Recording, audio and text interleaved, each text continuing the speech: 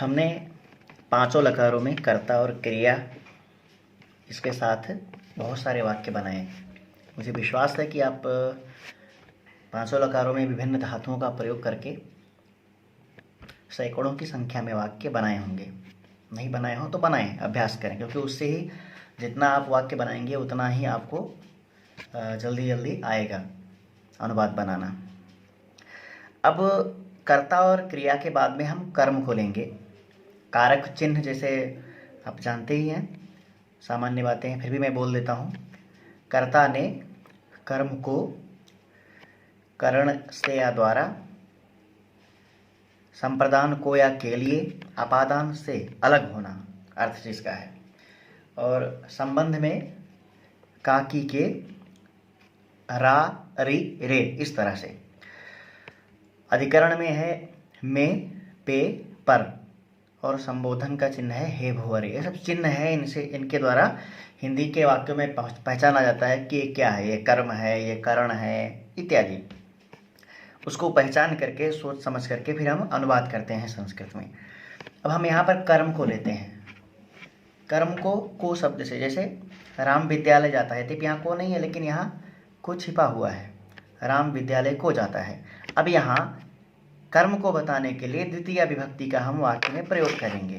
तो अब इस कक्षा में हम कर्म का अभ्यास करेंगे। कर्ता और क्रिया का कर लिया, वो फिक्स है। जो कर्ता क्रिया पहले बताया गया जिस नियम से, बिल्कुल कर्ता क्रिया वही रहेंगे, उसमें कोई परिवर्तन नहीं है। उत्तम पुरुष का कर्ता तो उत्तम पुरुष की क्रिया, उत्तम पुरुष एक वचन का कर्ता तो उत्तम पुरुष एक वचन की क्रिया। उसी तरह से प्रथम पुरुष मध्यम पुरुष का भी समझना है। अब हमें कर्म का अभ्यास करना है इस कक्षा में। कर्म में क्या करना है, तो साहब एक वाक्य लेते हैं हम, राम विद्यालय जाता है, तो रामः कर्म लगाएंगे, विद्यालयम गच्छति, विद्यालय कर्म है तो उसमें द्वितीय विभक्ति लगा दिया। विद्यालय एक ही है तो द्वितीय विभक्ति एक वचन, रामः विद्यालयम गच्छति। राम दो विद्यालय जाता है तो रामः विद्यालयौ गच्छति। राम बहुत से विद्यालय जाता है तो रामः विद्यालयान गच्छति। बिल्कुल, रामः गच्छति वो पहले कर्ता क्रिया फिक्स है। कर्म को हमने बदला है बार बार। एक कर्म था तो एक वचन, दो कर्म हुआ तो द्विवचन, और बहुत सारा कर्म हुआ तो बहुवचन किया। ठीक इसी प्रकार से मैं विद्यालय जाता हूँ तो अहम विद्यालयम गच्छामि। मैं दो विद्यालय जाता हूँ तो अहम विद्यालयौ गच्छामि। मैं बहुत से विद्यालय जाता हूँ, अहम विद्यालयान गच्छामि। कर्ता क्रिया बिल्कुल फिक्स है, कर्म बदल रहा है, ठीक है। इसी तरह से लट लकार में अहम आवाम वयम के साथ में एक लीजिए, अहम विद्यालयम गच्छामि, आवाम विद्यालयम गच्छावः, वयम विद्यालयम गच्छामः। वाक्य बनाइए। ठीक इसी तरह से त्वम विद्यालयम मध्यम पुरुष में, त्वम विद्यालयम गच्छसि, युवाम विद्यालयम गच्छथः, यूयम विद्यालयम गच्छथ। ठीक इसी प्रकार से जिस तरह से लट लकार में हमने बनाया, वैसे ही अन्य लकारों में। लंग लकार लेते हैं, मैं विद्यालय गया या जा चुका, अहम विद्यालयम अगच्छम, आवाम विद्यालयम अगच्छाव, वयम विद्यालयम अगच्छाम। इस तरह से अन्य लकारों में लीजिए।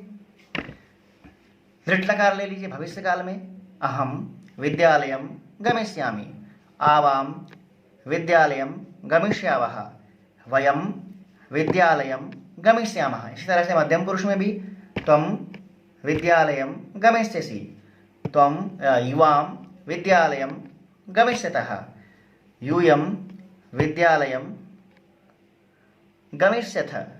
गमिष्यथः और गमिष्यथ। इस तरह से मध्यम पुरुष का प्रयोग करेंगे, ठीक है। पांचों लकारों में आप कर्म का प्रयोग करते हुए वाक्य बनाइए। कर्म में द्वितीय विभक्ति लगाते जाना है। कर्म अगर एक है तो एक वचन में द्वितीय विभक्ति एक वचन, कर्म अगर दो है तो द्वितीय विभक्ति द्विवचन लगाइए, और कर्म बहुत सारे हैं तो द्वितीय विभक्ति बहुवचन लगाइए।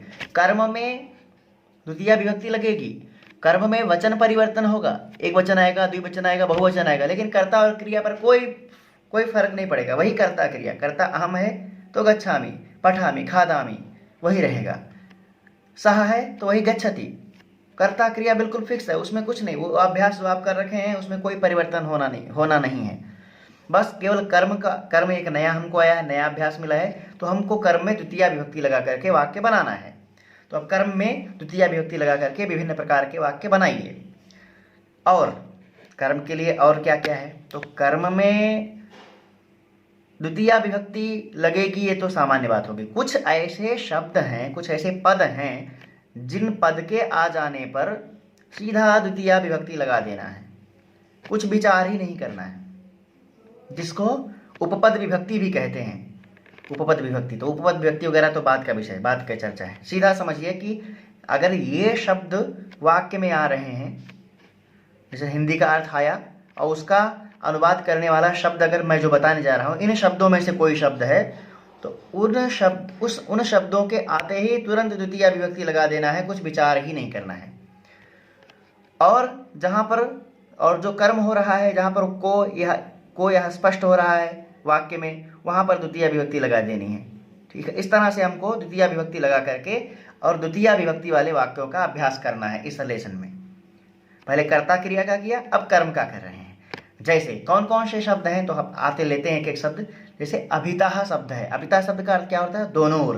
तो अभितः शब्द के साथ में जो आएगा, अभितः शब्द का योग जिससे होगा, जिसके साथ वो आएगा, उसमें द्वितीय विभक्ति लग जाएगी। जैसे ग्रामम अभितः, कृष्णम अभितः, कृष्ण के दोनों ओर, गांव के दोनों ओर, है ना।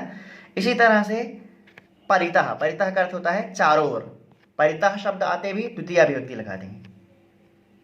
वनम परितः, ग्रामम परितः, विद्यालयम परितः, परितः शब्द आते ही द्वितीय विभक्ति लग जाएगी उसके योग में। ठीक है, तो अभितः परितः। इसी तरह से समया, समया का अर्थ क्या होता है, पास, समीप, समीप अर्थ होता है। इसी तरह से निकषा, निकषा का अर्थ है समीप। इन सब के योग ये सारे शब्द अगर आ जाए तो सीधा द्वितीय विभक्ति लगा देनी है। निकषा, हा, दुख व्यक्त करने के लिए। प्रति, इन सब के प्रति शब्द आ जाए तो इनके योग में क्या हो जाएगी, द्वितीय हो जाएगी। इनके आते ही वाक्य में जो शब्द आए, इनके ये जिससे संबद्ध हो रहे हैं, जिनके साथ में आ रहे हैं, उनमें द्वितीय विभक्ति लग जाएगी। उस अर्थ को बताने के लिए द्वितीय विभक्ति पद आ जाएगा। इसी तरह से और भी है, उभयतः, उभयतः दोनों तरफ, इसके वियोग में माम उभयतः, त्वाम उभयतः, विद्यालयम उभयतः, ग्रामम उभयतः, गांव के दोनों ओर, मेरे दोनों ओर, तुम्हारे दोनों ओर, उभयतः। सर्वतः, सर्वतः चारों ओर, उभयतः के योग में भी द्वितीय, सर्वतः के योग में भी द्वितीय, उभयतः सर्वतः। उसी तरह से धिक, धिक का अर्थ होता है धिक्कार, इसके योग में भी द्वितीय विभक्ति आ जाएगी। धिक शब्द अगर वाक्य में आ रहा है तो उसमें द्वितीय आ जाएगी। ठीक है, तो उभयतः, सर्वतः, हा, उभयतः। ऊपरी, ऊपरी शब्द है, ऊपरी, ऊपरी। अगर ऊपरी ऊपरी दो बार आ रहा है, वीप्सा, वीप्सा अर्थ में अगर ऊपरी ऊपरी का प्रयोग हो रहा है, जैसे ग्रामम ऊपरी ऊपरी, नगरम ऊपरी ऊपरी, हाँ, आकाशम अधो अधो, ऊपरी ऊपरी के साथ में अधो अधो का भी आता है, तो अधो अधो। ये सारे शब्द अगर आ रहे हैं तो इनके योग में जो आएगा उसमें द्वितीय विभक्ति आ जाएगी। ठीक है, आकाशम अधो अधो, ग्रामम ऊपरी ऊपरी, नगरम ऊपरी ऊपरी। इस तरह से इन शब्दों के योग में सीधा द्वितीय विभक्ति लगा देना है, कुछ विचार ही नहीं करना है। और अन्य जगह क्या विचार करना है, जहां पर को आ रहा है, जहां पर को ऐसा स्पष्ट हो रहा है, कहीं पर हो लिखा भी होगा, कहीं और नहीं भी होगा, कोई नहीं, जो कर्म है उसमें द्वितीय विभक्ति, तो द्वितीय विभक्ति लगा करके द्वितीय विभक्ति वाले वाक्यों का अब अभ्यास करिए। बिल्कुल केवल कर्ता क्रिया जो बताया गया है उसी नियम से चलते रहिए, उसमें कुछ परिवर्तन नहीं करना है। बीच में द्वितीय विभक्ति का अभ्यास करना है। कर्म आता है तो उसमें द्वितीय विभक्ति लगाइए। अगर कर्म एक है तो एक वचन, द्वितीय विभक्ति एक वचन। अगर कर्म दो है तो द्वितीय विभक्ति द्विवचन। अगर कर्म बहुत सारे हैं तो तृतीय विभक्ति बहुवचन। तो इस तरह से द्वितीय विभक्ति लगा करके आप अभ्यास करिए। तो कर्ता क्रिया का पहले अभ्यास किया, अब इस अध्याय में, इस लेसन में क्या करना है, हमको द्वितीय विभक्ति का अभ्यास करना है। अब द्वितीय विभक्ति को बार बार कम से कम 8-10 धातु लेकर के विभिन्न अनेक प्रकार से द्वितीय विभक्ति का अभ्यास करिए। द्वितीय विभक्ति लगा करके एक वचन में, द्विवचन में, बहुवचन में द्वितीय विभक्ति लगा करके आप सैकड़ों वाक्य बनाइए, जिससे द्वितीय विभक्ति हमारी बुद्धि में बिल्कुल बैठ जाए, एकदम स्थिर हो जाए। जब द्वितीय विभक्ति बैठ जाएगी तो उसके आगे द्वितीया विभक्ति के बाद में फिर अगला जो हमारा लेसन होगा उसमें हम तृतीया विभक्ति का अभ्यास करेंगे। ठीक है, तो आप चैनल को सब्सक्राइब करते रहिए और आगे शेयर करिए, जिससे आगे से आगे बच्चों को लाभ हो सके। जो छात्र पढ़ने वाले हैं, जो कनिष्ठ उपाध्याय, वरिष्ठ उपाध्याय, प्रवेशिका या जो भी संस्कृत के जिज्ञासु हैं, संस्कृत पढ़ना चाहते हैं, वो इसको देख करके क्रमबद्ध कॉपी और पेन लेकर के वाक्य बनाएं, वाक्य रचना करते जाएं, वाक्य रचना बनाते जाइए, बिल्कुल जिस क्रम से बताया गया। पहले जो वीडियो था, पहले 2 वीडियोज़ हैं, उसमें हमने ये बताया था कर्ता और क्रिया का अभ्यास करना है। अब जो बता रहे हैं इसमें केवल कर्म का अभ्यास करना है, तो कर्म का अभ्यास कीजिए। फिर अगला जो वीडियो होगा उसमें हम करण पर विचार करेंगे। नमो नमः, धन्यवाद।